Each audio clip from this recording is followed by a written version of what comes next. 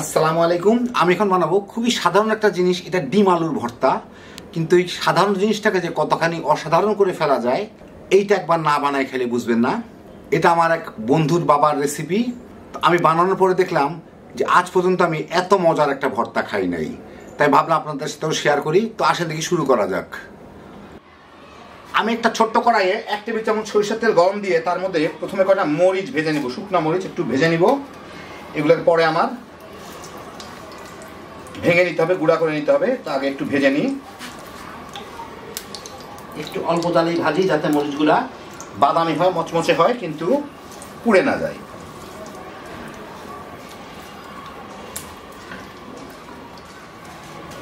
হ্যাঁ, মরিচগুলা মোটামুটি বেশ ভালোই মচমচে হয়ে ভাজা হয়েছে মনে হচ্ছে। এখন আমি তুলে ফেলি, আর নাইলে কালারটা বদলা যাবে। এটা পরে কিছুক্ষণ পরে আবার এটা সব কিছু বদলা যাবে। এখন আমি একই তেলে এখানে প্রায় আধা কাপের মতো পেঁয়াজ আছে, আধা কাপের থেকে বেশি, প্রায় 1.5 কাপের মতো, ওগুলো আমি একটু ভেজে নিব। বেরেস্তা না, পেঁয়াজটা একটু নরম নরম করে, আর একটু যাতে ক্যারামেল হয়, একটু লালচে লালচে টাইপের করে আর কি। আমি কিন্তু পেঁয়াজটাকে মিডিয়াম আর হাইয়ের মাঝামাঝিতে ভাজতেছি, মানে বেশ হাই হিটেই বলতে পারেন ভাজতেছি, কারণ পেঁয়াজটাতে জলদি বাদামি দাগ লাগে। দেখেন পেঁয়াজটা নরম হয়ে গেছে, একটু বাদামি বাদামি দাগও লেগে গেছে। এখন আমি চুলাটাকে বন্ধ করে দেবো, আমার এইরকমই দরকার। একদম পেঁয়াজটাকে মচমচে করে ভাজবো না, একটু বাদামি বাদামি দাগ লেগে গেছে, বাস। এখন এটাকে একটু ঠান্ডা করে আমি ভর্তার সাথে ভর্তাটা বানানো শুরু করব। চুলা বন্ধ করে দিলাম, একটু ঠান্ডা হোক। আমি এখন যে মরিচগুলাকে ভাজলাম সেই মরিচগুলাকে একটা পরিষ্কার পলিথিনের মধ্যে উঠে নিচ্ছি, গোটাগুলা ফেলে। এখন এর মধ্যে দিয়ে আমি এটাকে এভাবে চাপ দিলেই, ঠান্ডা হইলে একটু চাপ দিলে এটা গুঁড়া গুঁড়া হয়ে যায়। এটা হচ্ছে নিরাপদে গুঁড়া করার একটা পদ্ধতি, হাতেও লাগবে না, কিন্তু গুঁড়া গুঁড়া হয়ে যায় মরিচগুলো। এই যে দেখেন মরিচগুলা বেশ গুঁড়া গুঁড়া হয়ে যাচ্ছে। তো এইভাবে এটাকে আমি গুঁড়া করে নিই, এর ফলে আমার হাতটা বেঁচে যাবে। গুঁড়া গুঁড়া করে নিলাম মোটামুটি ভাবে।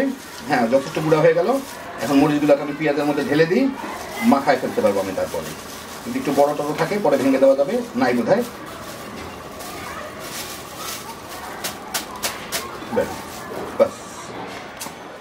আমি এখানে 3টা বড় সাইজের আলু সিদ্ধ করে ভেঙে নিছি। এখন এইগুলাকে আমি একটু ম্যাশড করে নেব, একদম ভর্তা করে নেব, মিহিন ভর্তা করে নেব।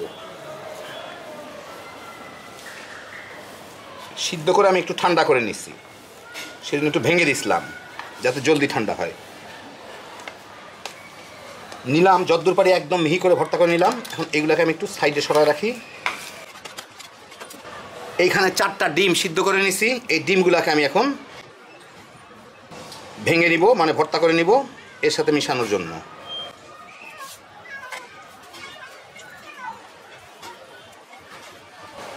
এইভাবে চিপে চিপে ছোটো ছোটো টুকরা করে নিব।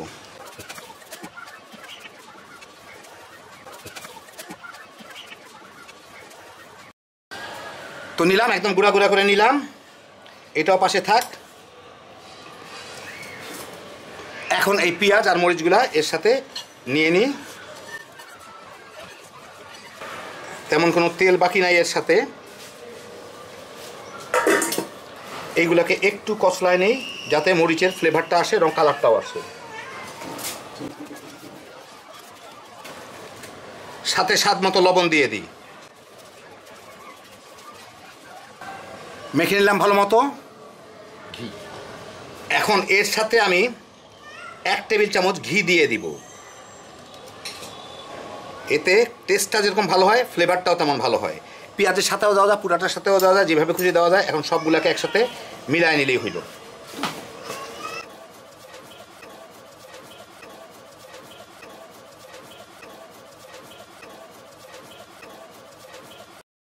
তো হয়ে গেল আমার শাহী ভর্তা। আমি আপনাদের একটু বেড়ে দেখাচ্ছি। এই দেখেন হয়ে গেল আমার দারুণ মজার ডিম আলুর ভর্তা। যারা ভর্তা পছন্দ করেন কিংবা নাও করেন, একবার এভাবে বানায় দেখেন। একটা সাধারণ ভর্তাকে যে কতখানি অসাধারণ স্বাদ করে ফেলা যায়, এইটা না বানায় খেলে বুঝবেন না। হ্যাপি জোশের একটা আইটেম, গরম গরম ভাতের সাথে আর অন্য কোনো কিছুই লাগবে না, এইটা দিয়েই তামা তামা করে খায় ফেলাইতে পারবেন। আল্লাহ আপনাদের সবাইকে ভালো রাখুন, সুস্থ রাখুন, নিরাপদে রাখুন। ইনশাল্লাহ বেঁচে থাকলে আবার দেখা হবে। আল্লাহ হাফিজ।